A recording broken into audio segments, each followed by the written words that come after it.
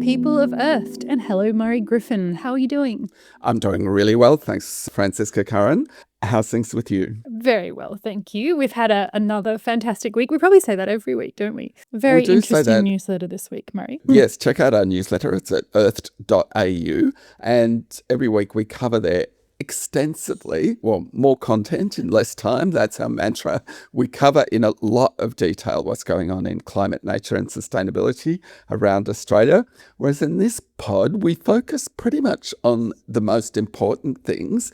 That's right, Murray. What was the highlight for you this week? Well, my highlight for the week was hearing from Sally Higgins, who's Australia's youth climate champion for this year's COP31 climate talks, which are being led by Turkey, Australia and Pacific Island nations. And Sally and her partner are cattle and cropping farmers on Queensland's Darling Downs. And Australia's Climate and Environment Department has just issued a new YouTube clip featuring Sally talking about the role. So here's an extract from the YouTube clip.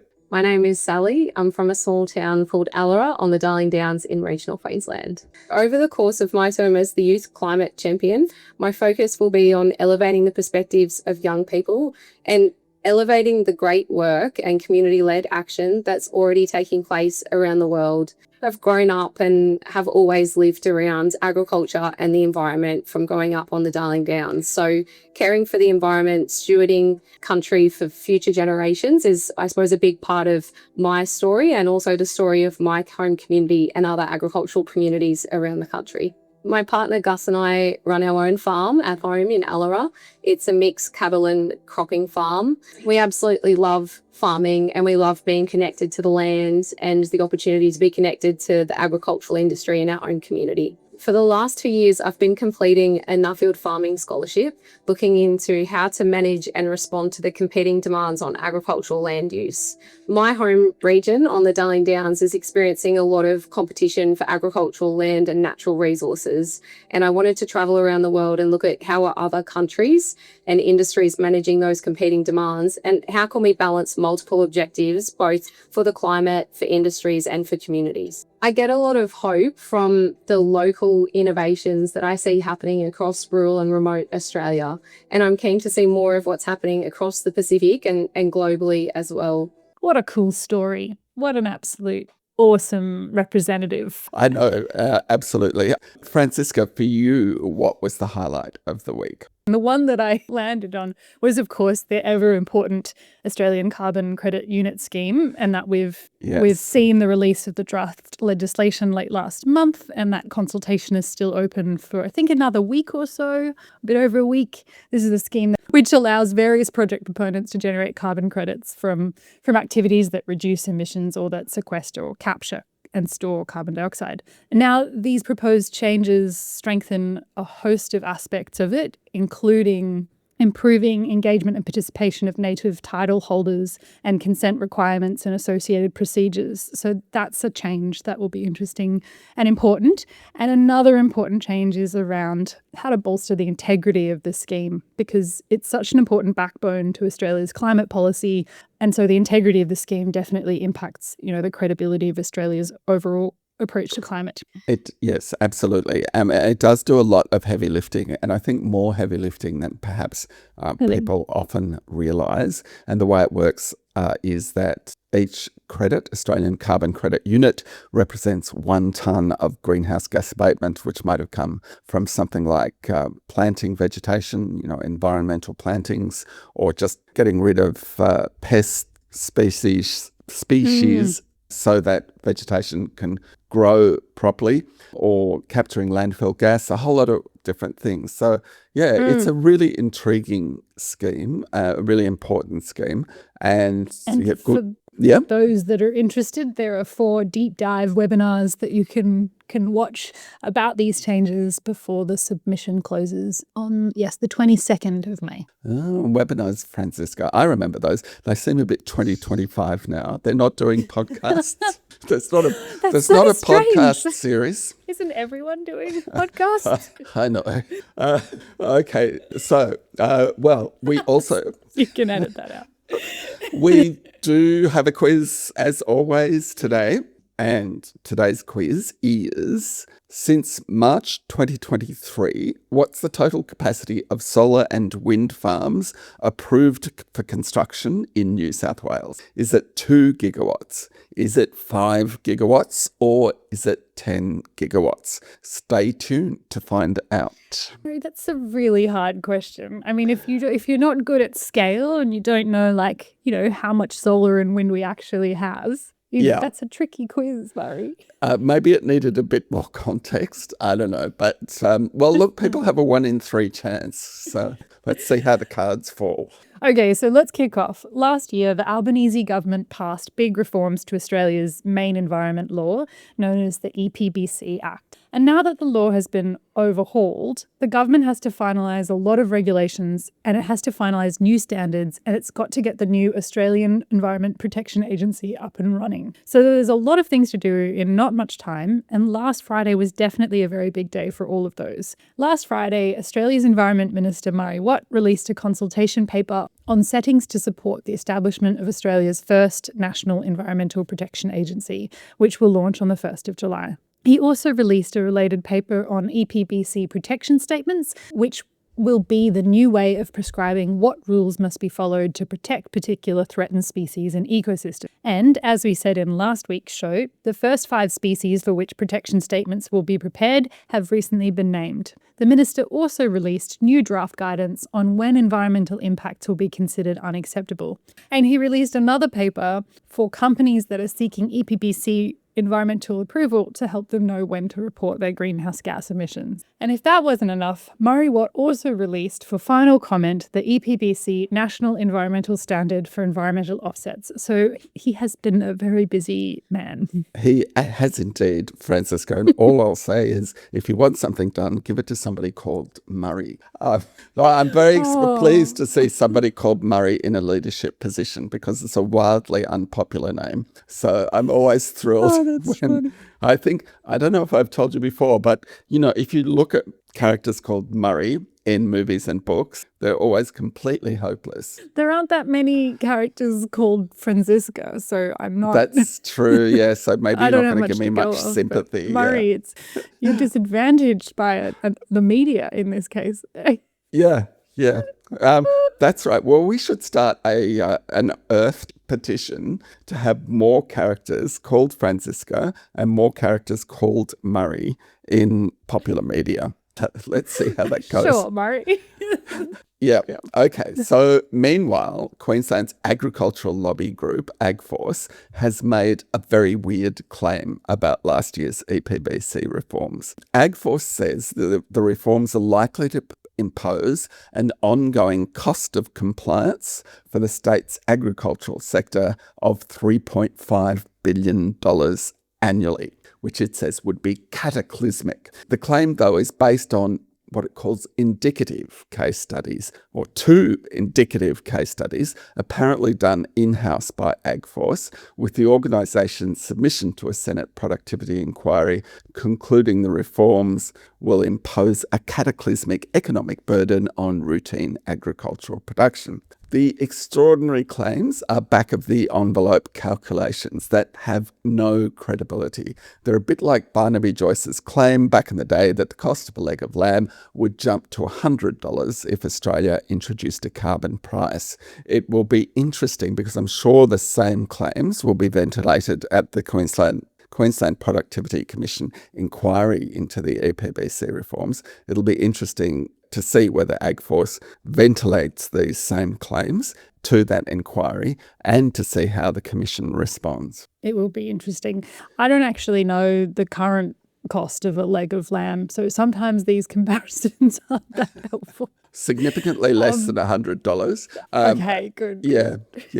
No, but it's a very sheep-focused episode, isn't it? Because, here we are talking about legs of lamb, and later on we're going to be talking about... Just you wait. It's something much, much more exciting. In other EPBC environmental news, the Mineral Council of Australia, which represents mining companies, has urged the government to make more use of AI when doing its environmental assessments under the EPBC Act. The Minerals Council says that making better use of AI could shorten assessment times and deliver economic benefits worth $1 billion a year. By the way, in the newsletter, there's a link to the transcript of the parliamentary inquiry into productivity in which the Minerals Council representative, I think, said that AI statement. Is that right, Murray? Yeah, that's right. Yeah, really interesting transcript. Yeah. So check out our newsletter to go straight to the source. There was some big regional news last week, with Australia and Fiji ratifying a treaty to establish a new fund called the Pacific Resilience Facility. It's a big step forward because Pacific Island leaders have been pushing for this for about a decade. Tonga, Nauru, the Republic of the Marshall Islands, Solomon Islands, Tuvalu, Cook Islands, New Zealand and Niue have already ratified the treaty. The fund will provide small grants for projects in Pacific Island nations which are already being severely affected by climate change. The grants will help countries adapt to climate change and prepare for natural disasters, and it will help them respond to climate change related loss and damage. Developed countries will be asked to make contributions to the fund later this year. Treasury is consulting on potential changes to the regulation of super funds that could make it easier for them to invest in large renewable energy projects. Now, I don't really understand these changes because they are to do with very complicated rules around how super funds can invest. But I do know that making it easier for Australia's super funds to back clean energy projects is a really important thing to do. That's because they manage about $4.5 trillion in retirement savings, which could really help to speed up the rollout of zero emissions electricity. Yeah, it could indeed. And I mean, I think we all sort of assume that super funds are in there, already doing absolutely. I didn't know that the change was needed, but... Yeah, apparently, but I don't understand why. But for some reason, they've been holding back, and the changes that are underway or that are being contemplated would help to move things along.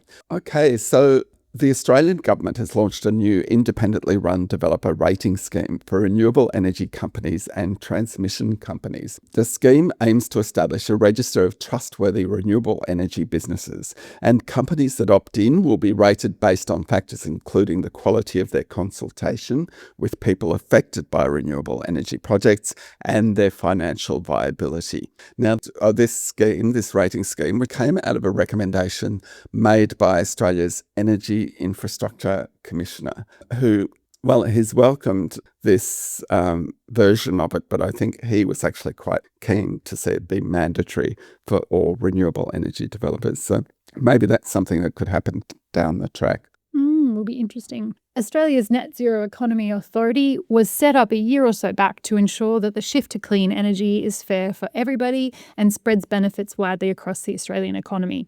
And to make sure businesses in central Queensland benefit from new renewable energy and decarbonisation projects, the authority has just started a mapping project to identify local businesses in the region that can provide goods and services for these projects. The New South Wales Independent Pricing and Regulatory Tribunal regulates things like energy and water pricing, but it also keeps an eye on the state's biodiversity offset scheme. And it's just released a new draft report on the performance of the state's biodiversity credits market. So basically, biodiversity offsets or biodiversity credits are supposed to be a way for a developer to offset any residual environmental impacts from their project by doing things to better protect the environment elsewhere. The Tribunal's report notes that the state government has made many changes to the biodiversity offset scheme and more are underway.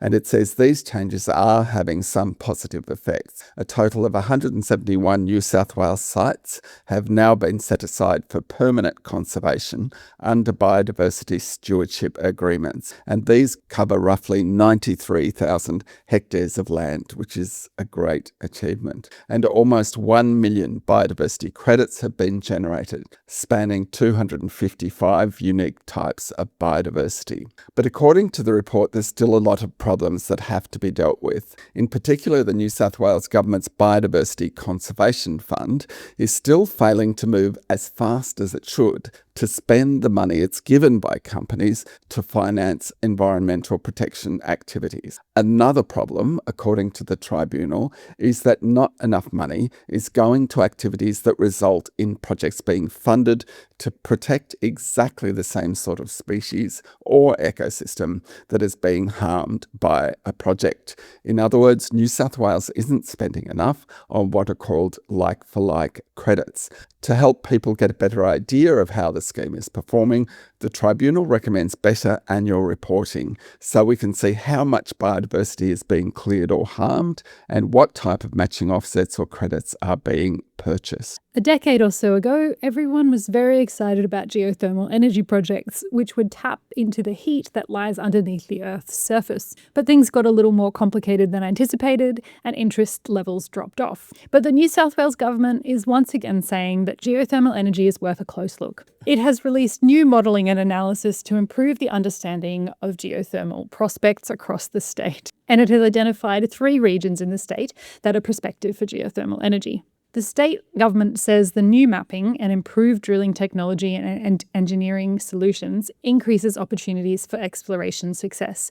It also points out that geothermal energy is baseload renewable power, and it notes that one of the prospective areas in New South Wales is on the eastern seaboard, which is where the majority of New South Wales electricity is consumed. Victorians head to the polls in late November, and it's tipped to be a close race. And one issue on which the 2 major parties differ to a very large degree is clean energy. Victoria's Labor government is focused on creating renewable energy zones and linking them to the grid with a few major transmission projects. It's the same model that operates in most other states. But if the coalition wins the election, that approach will be paused. Victoria's Shadow Energy and Emissions Reduction Minister, David Davis, has pledged a review of the Victorian Transmission Plan. The coalition would also reverse existing laws that were introduced recently to speed the acquisition of land in transmission corridors. And if that happens, it would be a further serious blow to efforts to get large wind and solar farms built and grid connected. Davis said the coalition would instead focus on installing lots of solar and batteries on Melbourne's warehouses and factories through an urban solar parks scheme. The Clean Energy Council criticised the coalition's pledge. It said that Victoria needs large-scale generation, and large-scale generation needs transmission to move electricity from where it's produced to where it's consumed. The council also said that $213 million in landholder and community benefit payments would be put at risk, including direct payments to host farmers and regional communities. I mean, this sort of argument, it's funny, because I think the concept of renewable energy zones actually came out of a House of Representatives inquiry some years ago.